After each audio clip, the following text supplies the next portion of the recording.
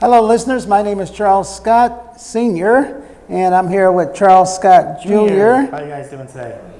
And we hope that you are doing great with this warm weather that we're having. Yeah, it's very warm now. Wherever you are. I forget our program goes all over, so it might be down in Florida where everybody's really warm. Yeah, right. but we're up here in the Northeast, and we're enjoying this warm weather.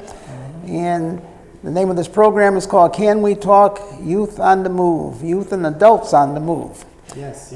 Again, every week we try to be informative to give you some information as to what's going on in your life and what's happening on a local and on a national basis.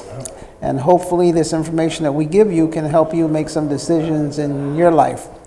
Quite a lot is going on, right, Charles? Yeah, we had a busy week this week. So last week, this time, if you tune in and watch our episodes weekly, we were talking about how the Federal Reserve was going to meet on Tuesday and Wednesday of last week. This is the second week of May, and they did meet. And what did they say? We're going up 0.5%. Up. Going up, like they said. We were anticipating a 0.5% increase, and that's exactly what they did. They went up on the interest rates by 0.5 point. Now, that doesn't mean that everybody went up by 0.5 point. Some people they look at that and they say, well, let's go up 0.75 point. Let's go up 1 point. But 0.5 point actually means a lot. That's what we're going to talk about today. We're going to talk about how does that affect your life and what's going on. And we'll also, again, this is uncharted territory because they're meeting again just within 30 days. Yes, they're meeting again very soon. Usually they meet, every few months. But since the economy, some may say the economy is running out of control. People are spending so much money. A lot of that stimulus money that was given to everyone last year is now in the economy. It's making things unstable. That's exactly it. So actually they met this month. They're meeting in June. Aren't they meeting again in July too? I believe in July, yes. So that's three possible chances that they have of increasing the rates. Now, the money is on the bet that they will increase rates all 3 times. Yes. So when you look at before, the Federal Reserve used to increase the rate by as much as an eighth of a point or a quarter of a point. 0.25 basis points, a quarter of a point, but this time they went up a whole 0.5 point. Yes, and what you see is on the news, you'll listen to the news and you'll say, well, I didn't hear 0.5 point, I didn't hear 0.5%. What they say on the news is basis points. So when you turn the news, they say 50 basis points, that's basically 0.5, 0.5%. So if the percentage is 4%, 50 basis points will be 4.5. Right, so how does that affect you? A lot of things are going up right now. And when you go to, let's say, for example, use your charge card. If you're going out and you're going to use your charge card, the interest rate that you pay back is going to be more money. So therefore, years ago, when people had a lot of charge cards and people were paying back the payments, they had no idea of how long it would take if they paid the minimum payment. If you went out and I used to kid people and I used to say, well, that TV that you just bought, it's going to be in the junkyard by the time you finish paying for it. Exactly. Because it may, especially if you pay the minimum payment. Yes. And a lot of people get caught up in making just the minimum payment. So if you go out and you buy, let's say, a TV and the TV costs $1,000, then your minimum payment is only, let's say, $40 a month.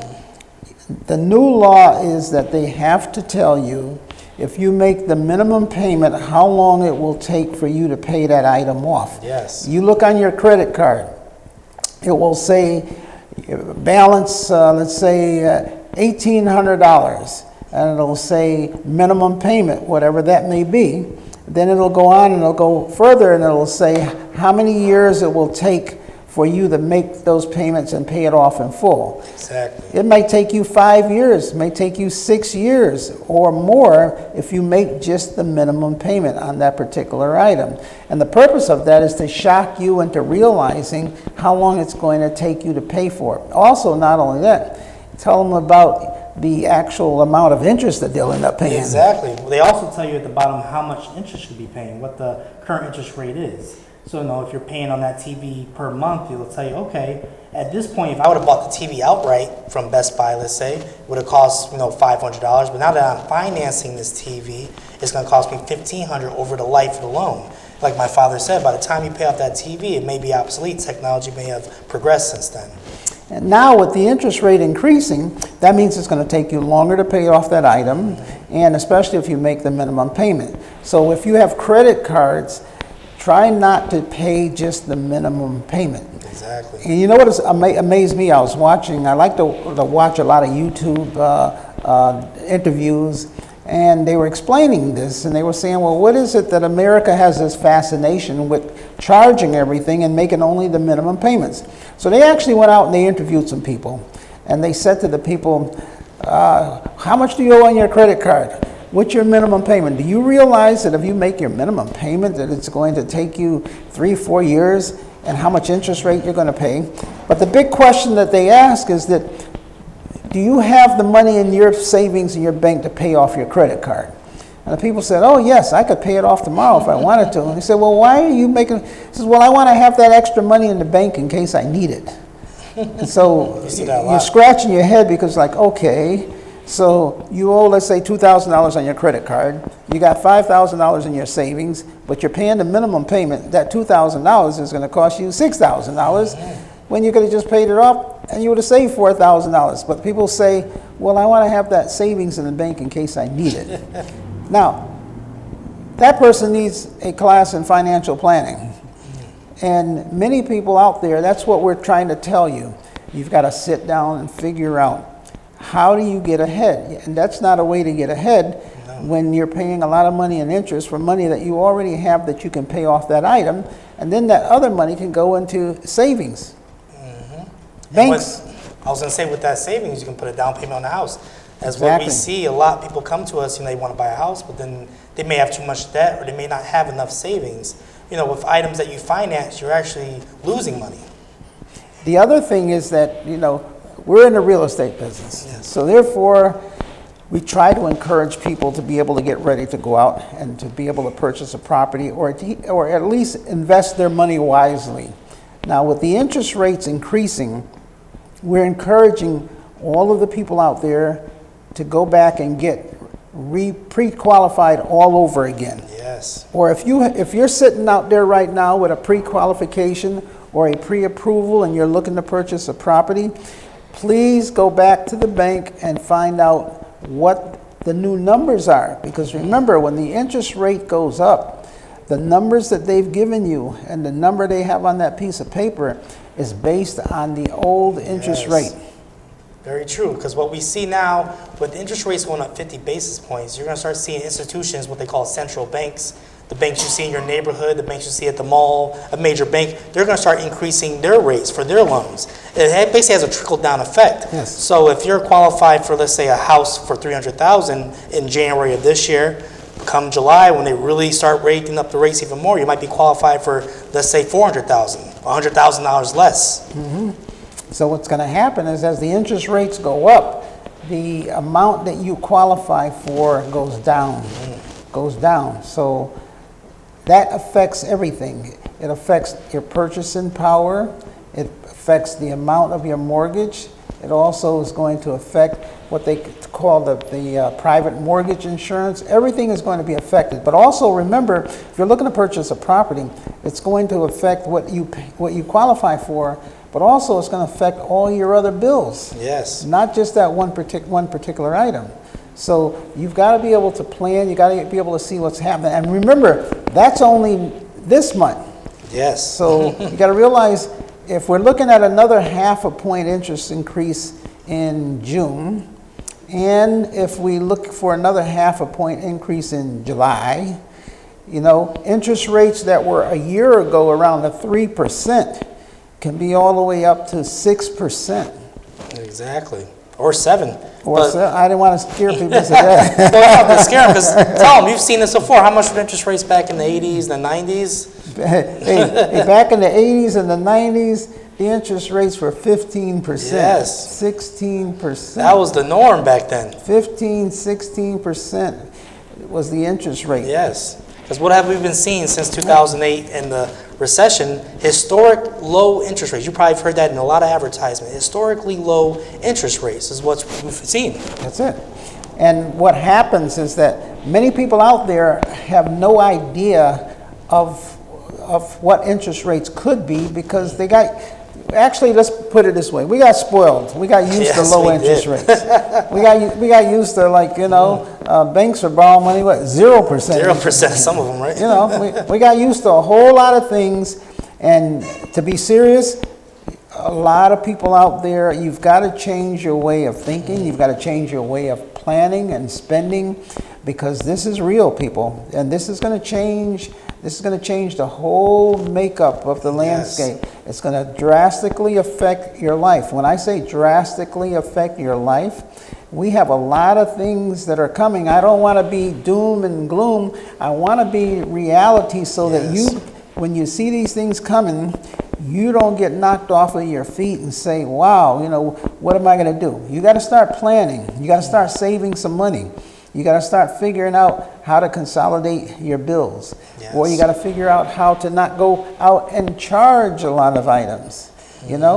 Everything is that the past 4 or 5 years and what you've been going through is going to drastically change. And COVID doesn't help. COVID actually accelerated a lot of these things with the economy. I mean, they're going to write books about this years from now. Just how COVID 2020, 2021, this changed everything in the economy, and what we're going to see is unprecedented. It's unprecedented. What a lot of the economists are predicting is a recession. And they're saying that it's not if, it's just when. In other words, they're saying we're heading for a recession. Now, you've heard these words, depression, inflation, recession. And, when I get into these big words, I start investigating. What is a recession? What happens, And I guess you can compare it to, an ocean, the water comes in and the high tide and it goes all the way up to across the sand and into the land. It's rising. Then what's it do? It recedes. Recedes, yes. Recedes is when the ocean goes back and goes back into the ocean and then everything goes down. So what happens in a recession, the economy starts going down. People don't buy as much because things cost so much.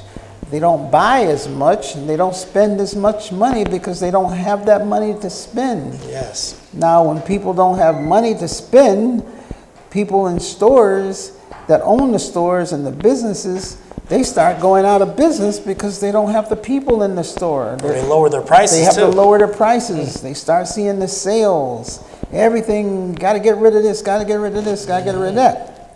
Now, here's the problem that we have. So, okay, we got everybody out there spending.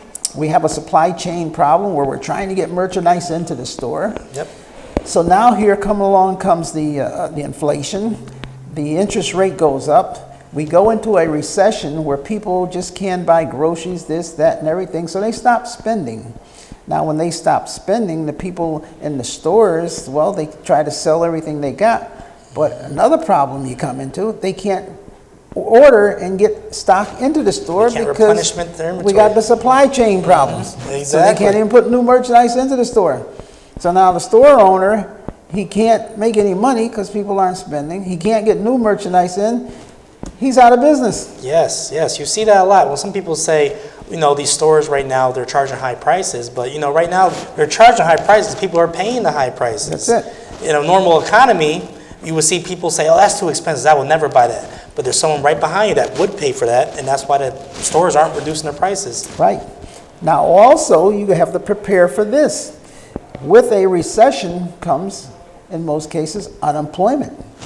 Because if the stores, number one, have to sell the merchandise, in some cases at a loss, or they have to have sales, now they don't need as many employees because they don't have all of this business, people bustling, coming and going, spending money.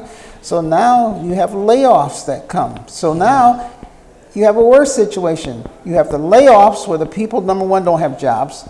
Because they don't have jobs, now they don't have the money to go and spend either. Exactly. So I'm telling you this because this is where we're headed. So how do you prepare for it? Well, number one, if you got a job, don't think about changing jobs right now. Yeah, right.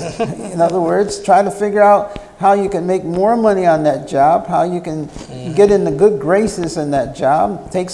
If you want to make some money later on, start taking some educational courses to prepare yourself to jump back in to make more money later on. But I would really evaluate whether or not you want to quit your job and start looking for another job when you know all of this is coming down to hit you.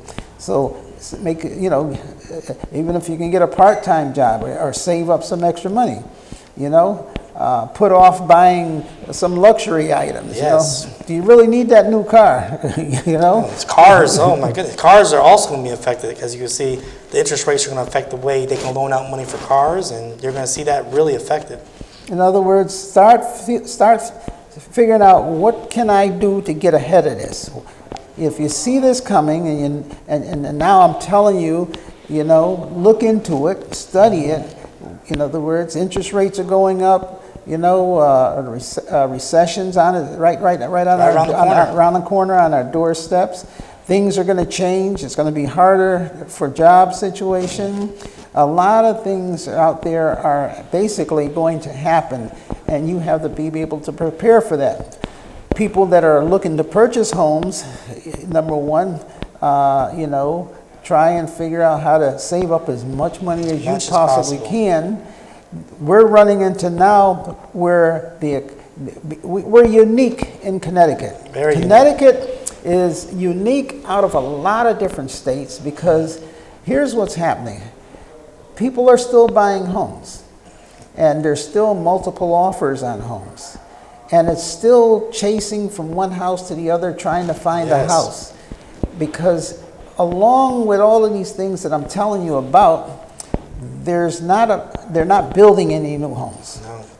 So therefore, we got to deal with what we got. Exactly, because as you see in Connecticut, very unique because with the low inventory, which is being experienced throughout the entire nation, Connecticut is ideally placed right above New York.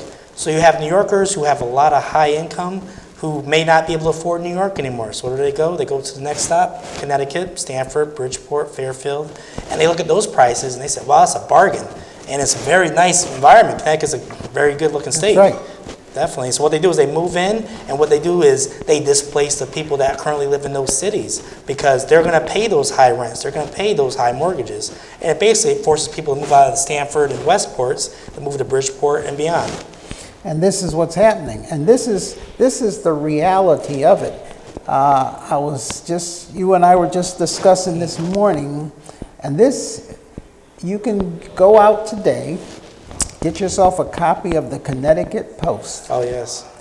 There's an article in there that now I'm optimistic and I say, okay, try to put my best foot forward, try to give advice out here to people.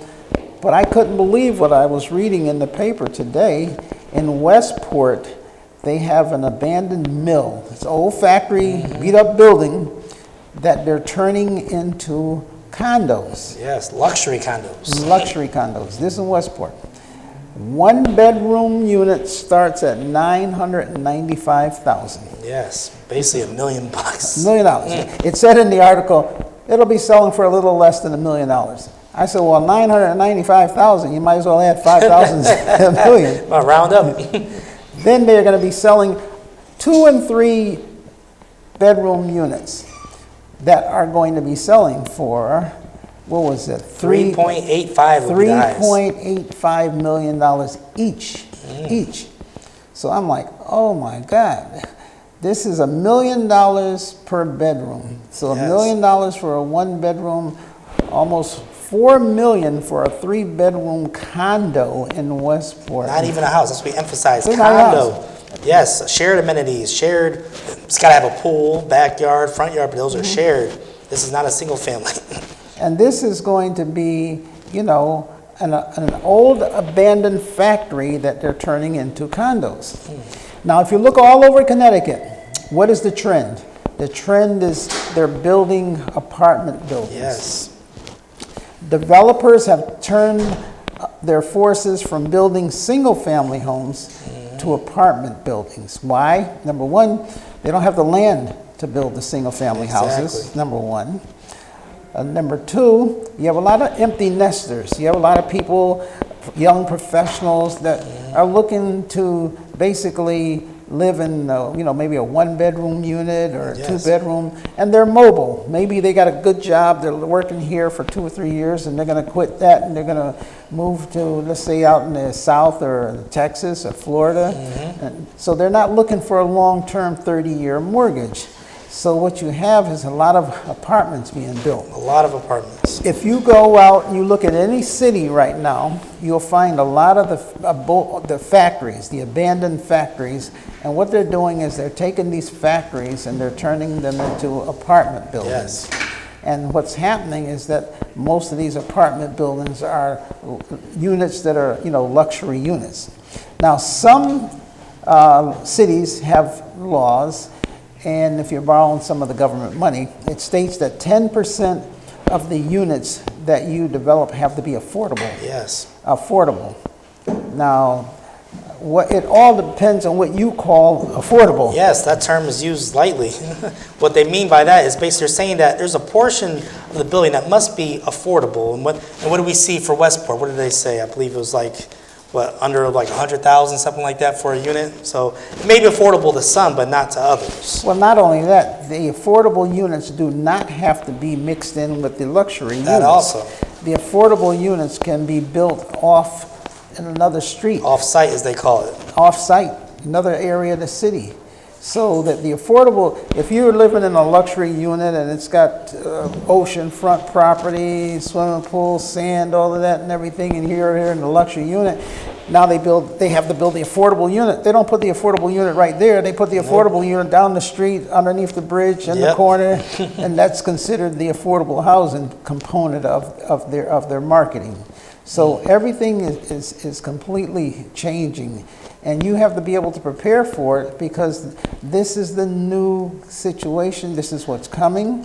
So when we say here that we try to prepare you for some of the things that are happening so that you know what's going on, you're not on the back end of it. Exactly. Another thing is, if you can't afford to do something, join up with a relative. Join up, hey, if you're two college students, you just got out of college and the apartment is cost or house is costing so much, buy it together. Exactly. Share the cost. If you're two sisters, buy a two-family house. Buy it together. Join your income together. And we always had people saying, well, I'm going to wait till I can be able to afford it. Well, hey, if you've been waiting 8 years when you could have bought it for a third the price, and now you're ready because you saved up some money, but the price went from 100,000 to 400,000. You're back where you started. You're worse off. Worse, yeah, especially with the interest rates going up. And with the interest rates going up, you're worse off now than when you should have done something before. Exactly. I find that the biggest problem that people have is indecision. Afraid to make a decision, afraid to decide on something. And what causes that? Usually it's lack of knowledge.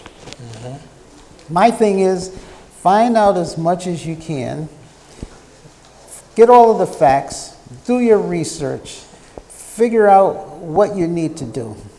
And one of the worst things I find out is that when people say to me, well, my friend told me this. Oh, yes. Well, I was talking to someone and they said this, or this one said that, or this one said this. And I'm like, well, are they experts in what they're talking about? Are they licensed? Are they licensed? Are they professional? Have they experienced it? Right. What are they basing their facts on? They just go on, well, my friend told me. I'm like, well, I've got 37 years experience in this. I've served on various boards. I've been president of real estate boards. I study this. We have to take what? Continuing education. We have to keep up to date with the market. We can't just wing it, as some say. Right. We have to every year take continuing education. That means we have to get recertified, take courses, find out what the latest laws are, keep up to date in order to inform our clients. Exactly. And we have to do a tremendous amount of reading and studying and watching the market. So when someone says to me, well, my friend told me this, and the friend doesn't know anything about anything. Exactly. And then sometimes I give the person all the advice in the world, and then they go and just do just the opposite because their friend said this. Now, the friend's situation could be totally different. Totally different. From your situation. So you've got to figure out, what is my situation? What is it that I have to do? And go out and get the best advice you can. So see, that's why people don't make up their mind, because they're afraid. And to get good advice, I was just going to say, reiterate what my father says, you got to start somewhere. And one place they can start is this Thursday here in Bridgeport on Main Street. We at Webster Bank, we're having a seminar there. Oh, that's true. Yeah.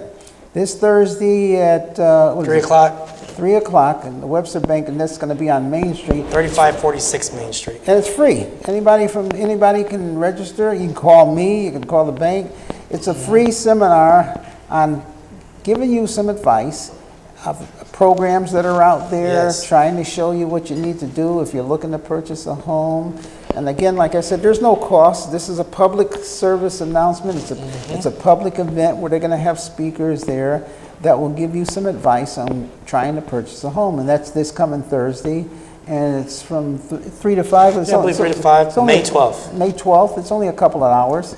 So this is where you get that advice. Like I say, get free advice so you can make a decision.